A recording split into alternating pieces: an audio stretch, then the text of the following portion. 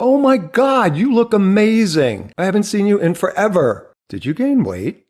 Wow. Welcome to No Two Gays About It, the show for the over 50 gay male, about the over 50 gay male, and hosted by two well over 50 gay men. Hi, I'm Tom Burke. And I'm Michael Foley. And today we're going to talk about bitchy, judgmental gay guys and why we're still doing this at this age. First, we're going to take a look at who in our community is being so judgmental. Next, we'll take an honest look as to why so many gay men in our community are still being so judgy and why it's even a thing. And then finally, we're going to take a look at how we can move past this trope of the bitchy, queeny, gay guy and learn how to just be there and support each other as we're aging.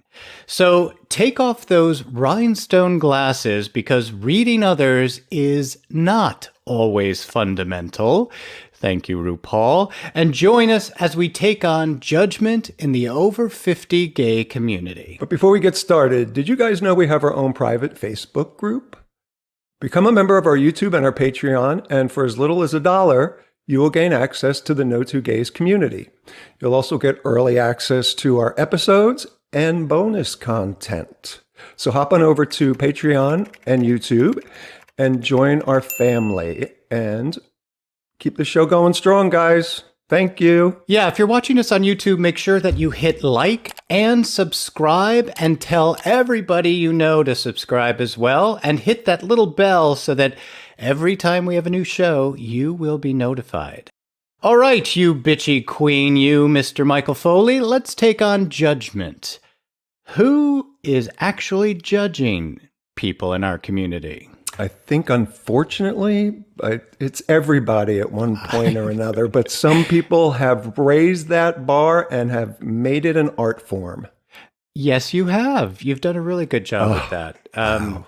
Wait, let me get my mirror and hold it up to you. Okay, so all transparency and everything, I get paid to be judgmental. That's my job out there in life. I am an image consultant for models and actors. Agents send me people and tell me to fix them. But that's on a professional level. So yes, I can be very judgmental about how you're packaged and how you take pictures and all that stuff. However, personally, I just don't get this whole trope of the bitchy queen thing. Yeah, and I think there's ways of doing it where you're being constructive as opposed to trying to tear down. And I think what we're going to try to hit today is the tearing down part. Oh, totally. I mean, just the other evening, I was at an event and someone was talking about somebody else and they're like, oh, I probably shouldn't say this, but it's like, no, you shouldn't say it. If those words come out of your mouth, then guess what? Keep it shut. Same thing for, oh, come on, I'm just joking. Yeah. No, you're not just joking. You mean it. That's why you're saying it, but you're putting on that it's just a joke thing to make you feel better? No, that's not how it works. I think that one is the one that irks me more than anything else. Yeah. Is when they see your reaction and then they're like, oh, I was just joking. It's like, no, you're not. You tried to take me off at the knees, Right. I don't mean anything by this, or, better you hear it from me, or, just that kind of ganging up kind of thing when a couple guys start doing it. I mean, we all have that friend or that guy in our group who is the bump, the funny gay guy who's going to cut down everybody and it's a big joke. And I'm always thinking it's not really a big joke. It kind of is mean. In a way. If someone is, being sort of a jokester and being funny, because again, the community I grew up in was the drag and the trans community, so that was a banter. But the thing that's missing, I think, from a lot of guys is being able to be self-deprecating. That as much as you go after other people, you should go after yourself as well. And when that's missing, then someone's doing it to undermine someone else's sense of self. I think that is one of the positives or great things about Joan Rivers. That, yeah, she was really catty and she was really cutting people down. But like you said, she was also cutting herself down. Yeah. I mean, how many times did we hear her talk about how dry her vagina was? Well, yes, we have. I mean, But just that, it's like, okay, so I'm cutting myself down, so then I'm going to cut other people down. It still doesn't make it right, though. You know, even our cattiest, gayest friend out there who is cutting people down, even if they say something about themselves, it still doesn't make it right. Don't think. yeah, again, I think it's the delivery process. Because like you said, Joan Rivers was a great example of somebody who was able True. to walk that line. And I do think for a lot of us in our community, that we do use that banter as a way of sort of connecting with each other, that it's fun. It's like doing the Right. dozens. Remember that expression, doing the dozens? Where No, you sort of, I've never heard that. oh, okay. It basically is just when your mama sits around the house, she really sits around the house. And then somebody comes back at you with another thing, and it's meant to be playful. It's not meant to, again, there's a way of playing Right. when I think it's not judging, it's playing, as opposed to somebody, again, who, like that guy who approached you and was like, oh, I really shouldn't be talking about this. Yeah. But, it's the Gladys Kravitz one there's no redeeming quality. It's like Mean Girls, I think, sometimes Totally in our Mean community. Girls. Yeah. Well, I think this guy, this gay guy in our community who loves to, be catty and judgmental is definitely the mean girl. Let's talk about why, though. Why is this guy, or why do so many of us? I'm not putting it on one guy. yeah, because like like we said, at one point or another, we all do it. Oh, please. Yeah. Yes, we all can be that person. Yeah. We all can laugh with and at that person, but to really break it down, tear it down to the rawness of it. Why is this such a thing in our community? Why did this bitchy, catty queen get put on this pedestal to be like, she's the funny one, it's so great, Yeah. Where did it come from? I think a lot of that judgmental attack mode has become a defense mechanism for a lot of guys our age, because we had so much hurled at us when we were younger, Right. that deflection becomes a part of that. So you throw it back out, and you do it in a way that's incredibly hurtful because you're hurt. You said this once on a previous show: hurt people hurt people. Yes. And it's incredibly true. Well, definitely that. I think also if I hit first, then when you hit me back, it's not so bad. If the other thing is that we as children, all of us our age group, we didn't have really positive role models of gay men out there. The people that we did see were these people, the catty, bitchy, judgmental queens, Paul Lynde, Charles Nelson Riley. They were the ones that were so funny, and we all laughed with them. A lot of people were laughing at them, but I think that's something that we learned from watching these men. Like, if I make the jokes, then they're not laughing at me, they're laughing with me. Right. So if I can strike first, yeah, they're not going to hit me. Somebody wrote a book about Paul Lynde and discussed this very thing, that his way of getting affection and attention was to make people laugh. Yeah. And regardless of at what expense, that's how he interacted in the world. And yet, ironically, he was an incredibly sad man who was an alcoholic and struggled with so many issues during the course of his life.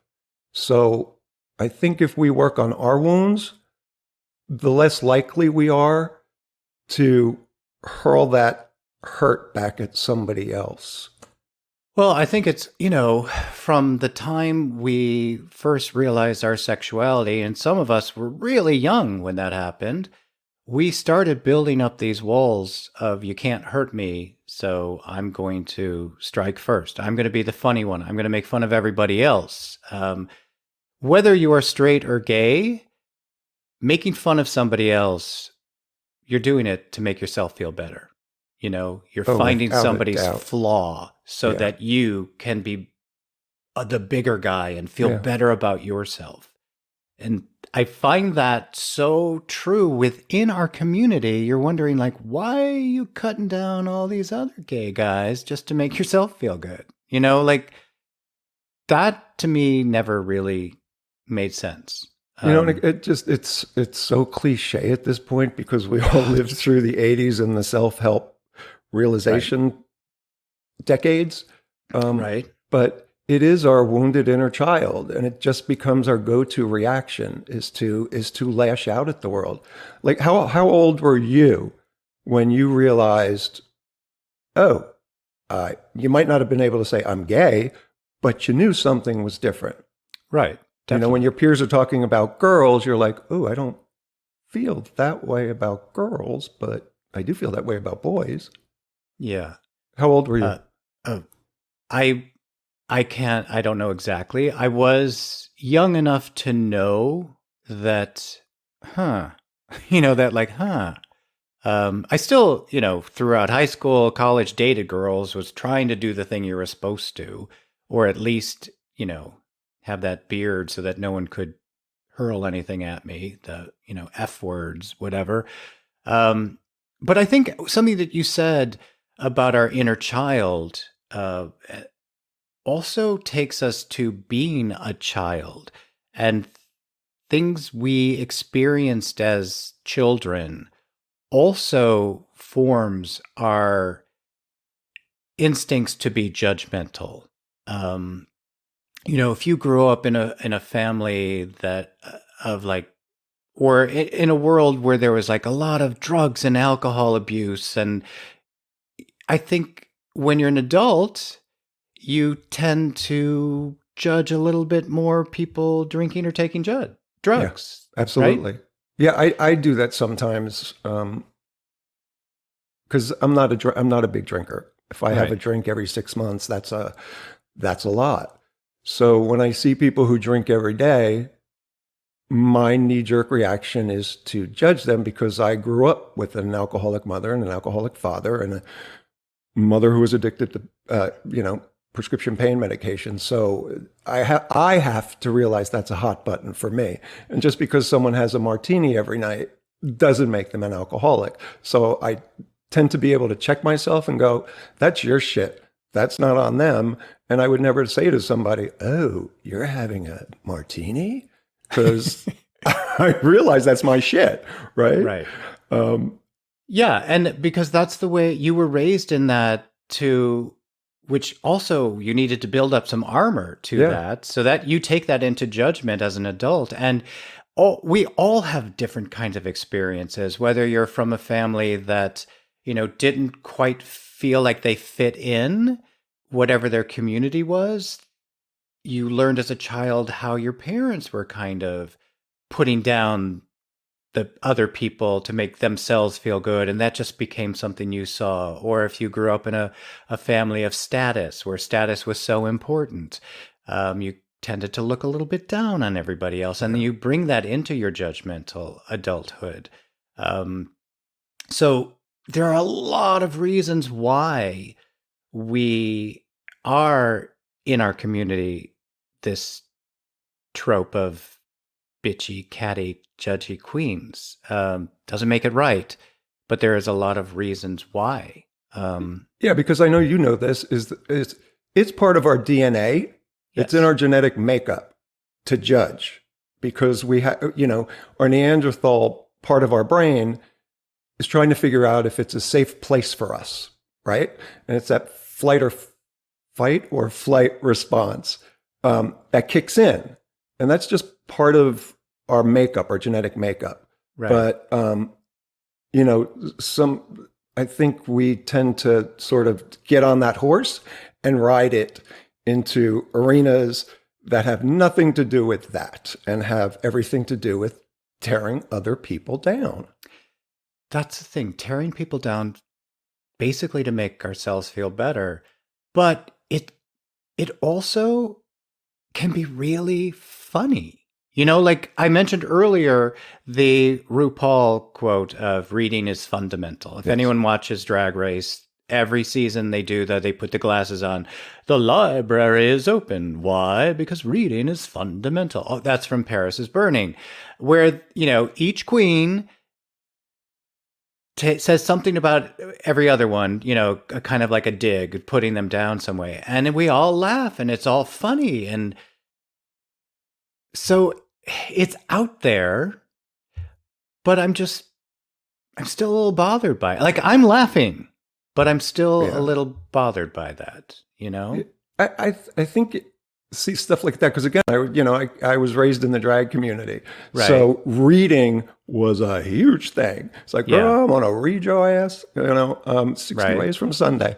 If it's done in a playful way, and again, because for me, there is a way of doing that and not really judging somebody because, I'm sure you have friends and you do this to yourself and you do it with me all the time, where you have sort of character flaws that oh, I shouldn't have these. Like mine's my love handles. So, and I make it a point to tell people about that. I've made peace with them. So if somebody like comes at me about my love handles, I've made peace with my love handles and I can laugh about it, honestly. And if somebody comes at me in regard to that or my flat feet or, 1,000 other things that. Well, let me ask you though, honestly, really, if someone says something about your love handles, don't you like go away later and just think like, damn, that kind of hurt? Okay, No? let me change that no to a qualified no. If it's somebody I don't know and Yeah. who doesn't know me and is coming at me saying, "Oh, girl, you got love handles," or "Ooh, you're a little chubby around the middle," and I'm like, "Fuck you, bitch." Right. If it were you, again, we go back to Joan Rivers. I can laugh at that because again, I've made peace with it. But that person who doesn't know me doesn't have that right Right. Okay. to come at me like that. So I think there is that line to walk where we realize it's a playful banter, or whether somebody is being a bitchy queen and judging you to make themselves feel better. I worked in a gay bar for a long time. Those people were in the bar all the time, where they would see something in somebody and they went in on it. It was like a fucking attack dog. Right. And to me, that's really the worst kind of person that is out there. And you Yeah. realize that they're coming from a place of hurt and that they need to make themselves feel better, but it doesn't make it any better in the moment. Well, that's the thing. I mean, I've had a really blessed life. I've talked about this a lot, whatever. I have had people trying to put me down since I was a kid, all through my adulthood, but it doesn't make it any better. Like, I know that they're doing that to make themselves feel better. I know that they're doing that so that I don't, whatever. But when you go home, someone still says something really mean to you. It still does touch you because it then takes you back to being that young gay guy where my sister's boyfriend said like, yeah, you fag or whatever. Like, Yeah. anytime something negative, even if you can justify it, oh, they're just saying that because whatever, they want to feel better about themselves. It still is going to touch us. It's still going to hurt us. This just made me think of this story. When I first came to LA, I was at a dinner party, a big CAA, that's the agency party, and the actor, I think he just got an Academy Award. He's now, I can't think of his name. Give me a clue. Gay guy who was caught like diddling guys in London in a bathroom or something. American Beauty movie. Oh, Kevin Spacey. Kevin Spacey, right. So Yes. he's at this table with us, right? And he is doing this Paul Lynde interpretation. It was really good, really funny. And he's going around this table, saying something negative about each person, and we're all laughing and laughing. He says something about me, and I kind of laugh, and whatever. On my way home, I was thinking, that really wasn't nice. Not just what he said about me, but about everybody else. But it gave him that excuse. It goes back to that, like, oh, I probably shouldn't say this, or I don't really mean anything, or no, I'm just kidding. No, you're not just kidding. You want to say this, you want to make us feel bad, or whoever it is that you're saying that to, and you want this group around you to look at you and go like, you are so funny, pump you up, pump you up. I just still, even though, yes, I'm laughing at, whoever, I'm laughing at RuPaul when they're all reading everybody, I still find it hurtful. Yeah, maybe, you're absolutely right, because a lot of times we will excuse it. Like, oh, they were just trying to be funny, but it does ding up our chassis, it does leave dents. Still, after all these years, you're right, it does. It brings back some of the pain that we felt. And why? Because we're doing it to each other. We all know how it feels to be hurt. We've all been hurt. Everybody in our community has had something slung at them, by our parents, by our friends, by our family, by strangers. So why are we doing this to each other? Yeah. I mean, yeah. Why don't instead of sitting there reading somebody, why don't we just say, oh my God, I love what you're wearing. Oh my God, your eyes are so pretty. Oh my God, did you get a haircut? You look great. Like, right. Yeah. You're right. Throw compliments instead of daggers. We could still be funny. And so many of those bitchy catty queens are really innately funny. Yeah. That if they just move their humor away from digging at others and just make their humor about something else, they're still going to be funny. They're still going to be the life of the party. We're still going to laugh. Kevin Spacey was still a talented guy and funny when he wasn't making fun of other people. So I know that's our kind of go-to because that's how we've been trained. That's what happened to us.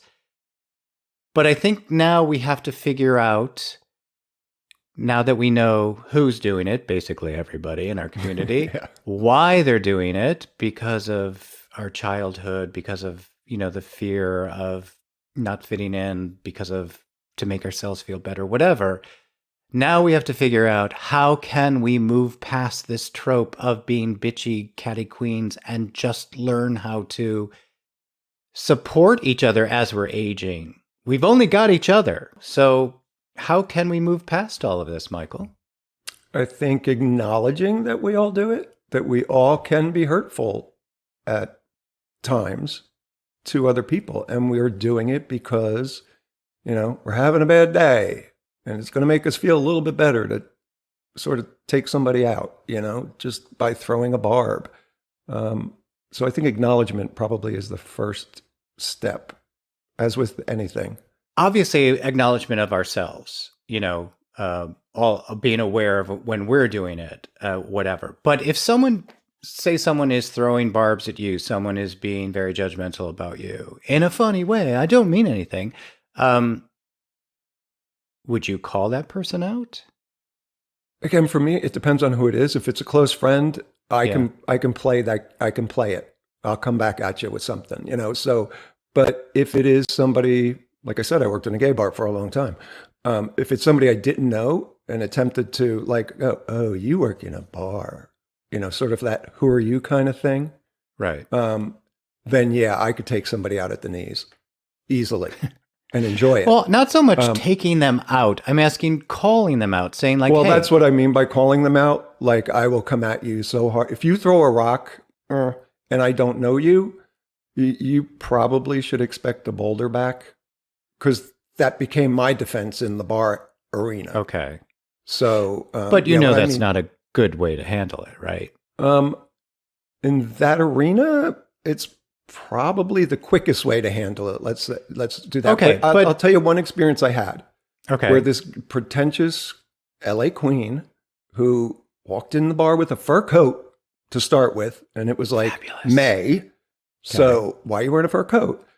But he wanted everybody to know that he was the thing.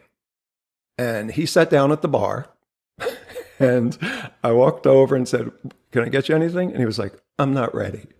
And I went, okay. And started to walk away. And he went, I probably got about 10 feet away from him. And he went, I'm ready, and snapped his finger. And I have to tell you, everybody who was sitting at the bar did exactly what you just did. They were like, oh, this is going to be good. Yeah. I walked over to him very nicely and I said, get out.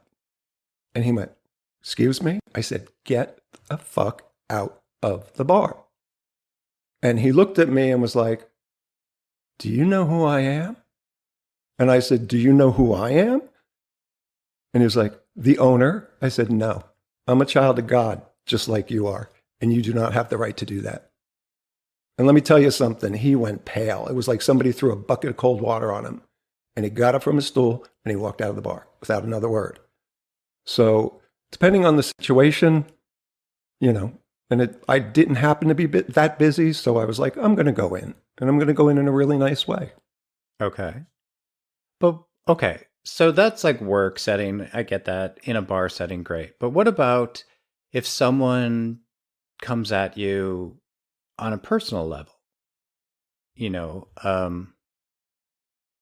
How would you handle that? I call people out, but it's a thing I do, and maybe I think I got that sort of go-to response from the community I was raised in. Again, you don't let things go.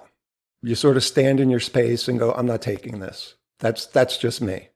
A lot of people, how do you deal with it? Do you call people out?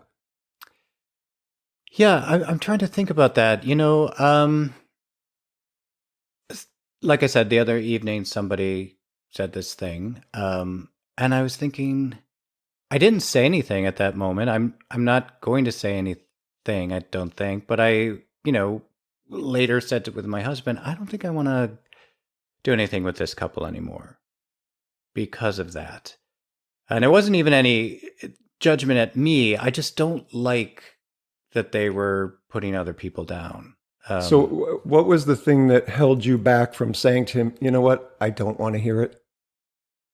Like was it just the environment you were in and you didn't feel like it was appropriate?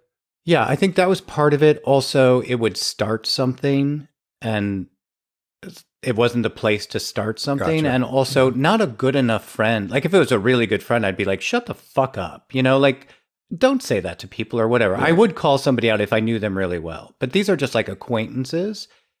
And so instead of just doing that and dealing with it, I'm like, yeah, let's not deal with those people. But that guy is that way all the time, and this too from working in bars. There are those people that when they get drinking, then it starts.